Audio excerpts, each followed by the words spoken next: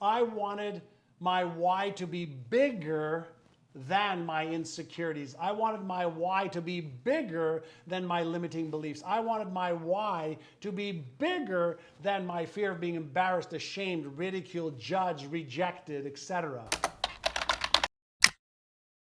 You know, when we are looking for entrepreneurial success, right, and to build our business, which can be the royal road to financial freedom, it certainly has been for me. There are different parts of your brain that you want to activate. Just before this call today, I was doing an interview with a wonderful guy, Nick Bradley out of the UK. And I was talking about, imagine that you have an orchestra. You're the conductor of the orchestra. And your job is to get the different members of the orchestra or the band to play in concert and in harmony together, right? Well, what happens if one or two of the members of the orchestra or the band are out of sync, aren't really playing well together? Is there harmony and coherence, or is there chaos that sounds terrible, right? Well, obviously the answer, right, is if there isn't coherence, then there's chaos. And guess what we want to do? We want to get our whole brain working with us instead of against us, right? So when we have our vision and we set some goals of how we are going, or what we want to achieve and how we are going to achieve it, we want to set some simple goals, but we also want to set some simple plans of how we want to achieve it. Do you remember yesterday I said that we have that Einstein part of the brain, the left prefrontal cortex, but we also have the right prefrontal cortex, what I call is the Frankenstein's monster part of the brain. Einstein helps you choose your vision and choose your goals and your plans. But Frankenstein's monster up there, right, is usually what wants to hold you back, right? So when we talk about what wants to hold you back, have you ever caught yourself with negative self-talk? I'm not good enough. I'm not smart enough. I'm not worthy. I don't know how to do this. I really don't want to do this today. I don't feel like it. Have you ever caught yourself with any negative self-talk? Have you ever caught yourself with any disempowering emotions that hold you back? You want the vision, you want to achieve the goals, you want the lifestyle, you want the money, you want to grow, you want to become better as a CEO of your own business, but something holds you back. Anybody other than me feel that? So why does that happen? Why does that happen? Well, part of our brain is geared towards wanting more, achieving more, having more, giving more, becoming more. But there's another part of our brain that I call as the Frankenstein's monster that says, what if I fail? What if I'm embarrassed or ashamed or ridiculed or judged? Am I really worthy of the success that I want? What if I disappoint myself again? So that is a normal part of how our brain operates, and most people don't know what to do about it. But yesterday I mentioned to you that not only do you have to have the vision and the goals as part of what it is that you have to do in order to activate the reward center of the brain. Okay, the reward center of the brain, the anticipatory center of the brain has to be motivated, okay, in order to take action. And when we have doubts and fears and stress and anxiety and negative self-talk or maybe even disempowering emotions, we have to engage what I said yesterday was the limbic part of our brain. The limbic part of our brain is known to many people as the emotional center of the brain, right? The brain developed with the instinctual part of the brain, okay? The mammalian part of the brain, and then the neocortex. So a lot of us have gotten good at using the neocortex, the Einstein part of the brain, at choosing what we want. But we haven't learned how to manage the emotional part of our brain because we just haven't been trained. So when we talk about the limbic system, one of the best ways, okay, to be able to override the doubts, the fears, the anxiety, the stress, the uncertainty, the negative self-talk, the disempowering emotions, the destructive habits, is by writing out the reasons why you must achieve your vision and your goals. Here's the way this works. When your must is bigger than the fear, is bigger than the stress, is bigger than the worry, is bigger than the uncertainty, is bigger than any reason why you won't, your why overrides the fear, the anxiety, the stress. So here's my question.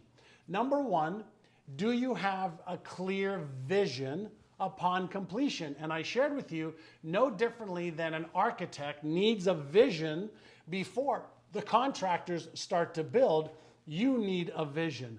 No differently than, setting up a plan for what's going to happen this week, next week, the week after, a small little plan, all right, for achieving the goals, okay, in the next month, 3 months, 6 months, 12 months. Not only do you need the plan, but you need to have a why that is bigger than the fears, the anxieties, the stress, the uncertainties, etc. Does that make sense? Right? So, what is your big why? I know when I started writing out my big why, I wanted to make sure that I didn't go to my grave wishing I would have and could have. I didn't want to be the type of father to my sons, okay, who showed them fear as something that was going to win over me, or a lack of confidence, or a lack of certainty. I wanted my why to be bigger than my insecurities. I wanted my why to be bigger than my limiting beliefs. I wanted my why to be bigger than my fear of being embarrassed, ashamed, ridiculed, judged, rejected, etc. My why had to be bigger than all of that, because that is the only way that I was going to overcome the natural things that the Frankenstein monster part of the brain, that right prefrontal cortex, okay, is going to activate. What is your why? Do you mind sharing? Why I must is because, is it your children? Is it your spouse? Is it God? Is it the person you look in the mirror every day? Don't you want to be proud of her? Well, will you be proud of her if your fears are bigger than you? Or will you be proud of her if you are bigger than your fears? Will you be proud of him, okay, if you are bigger than the stress? Or like, what is your why? My why was, I did not want, okay, I have this visual, right? I have this visual in my mind that upon my deathbed, right, if I have the chance to think, I don't want to have any regrets.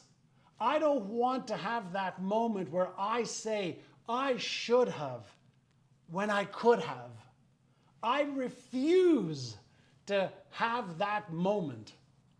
Does that make sense? So I have a list of my whys, right? I have a list of my whys, and my whys are so big that any fear, any uncertainty, any doubt, any limiting belief, any disempowering habit, my why is bigger than that, and I refuse anything less than that. Does that make sense? Do you have a big why? Yes, you need a vision. Yes, you need goals. Yes, you need plans to achieve those goals. But without a why, the uncertainty and fear and stress will percolate and activate that limbic system, and you need something to override the natural propensity for that Frankenstein's monster brain, okay, that activates automatically, trying to keep you stuck in your current comfort zone. So when you are looking to achieve goals, do you agree that you need to have the inner game right, but also the outer game right? The outer game is the stuff that you have to do. Now, what makes the most sense to you? Figure it out yourself or get a blueprint to follow. Which one? What do you do when you realize you're operating in fear? Well, fear is a reactive trigger that happens in the subconscious mind, right? And so when fear is activated, that means that your Frankenstein brain is focusing on what might happen in the future that's negative. But as this Frankenstein brain is focusing on what might happen in the future that's negative, it's releasing the neurochemicals of fear, cortisol, epinephrine, norepinephrine in your bloodstream right now, and that deactivates the motivational center, puts the brakes on behavior, and you procrastinate and self-sabotage.